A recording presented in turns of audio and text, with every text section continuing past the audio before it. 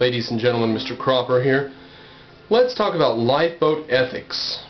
There is a common plea during debates about ethics when the person upholding altruism usually will give a scenario, and there are so many different scenarios. That's why we say lifeboat ethics. It's always some scenario where someone's going to die according to someone else's decision. You're in a lifeboat, it's sinking, there are 2 life preservers, there are 3 people. What do you do?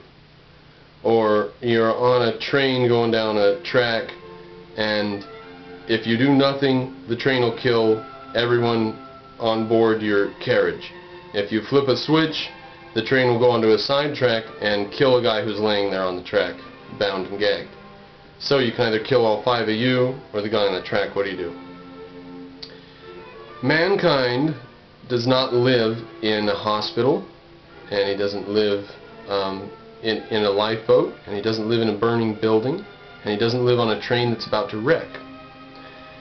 Now, even if you could take one of these situations, the lifeboat ethics situation, even if you could take that and get some principle and say, well, here's how you ought to act, assuming you could, that still wouldn't apply to the rest of man's life, where every single decision of every single moment is not a life and death emergency.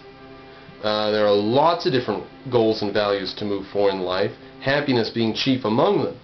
And to focus ethics in on pure survival and whether or not you're going to kill somebody else to save your own life, if that itself is the nature of ethics, then ethics has virtually nothing to say for living day to day, does it? Virtually nothing. Ethics is just a formula for how to handle emergencies then, isn't it? So lifeboat ethics and the common appeal, there's no way to answer these appeals if you say, well, I'd kill the guy on the track and save all 5 of the people in the car, or I would want myself to have the preserver jacket, and we would just have to argue and debate it out at the time. There's just no way to answer, and you can't get in principle that can be used for ethics in life. So it's not a valid question. Anytime somebody says, oh yeah, you're in favor of selfishness, what would you do in a burning building? What would you do in a lifeboat? And I say, well, okay, let's talk about that, but first, why don't we talk about some meaningful things? Like, what would a selfish person do running a company in a regular society? What would a selfish person do in regards to charity or taxes? All kinds of questions can be put to the ethics of selfishness versus selflessness. But they always go for a lifeboat scenario and try to impugn the motives of the person who says that every person's life is of value. So reject the lifeboat ethics fallacy next time you run into it.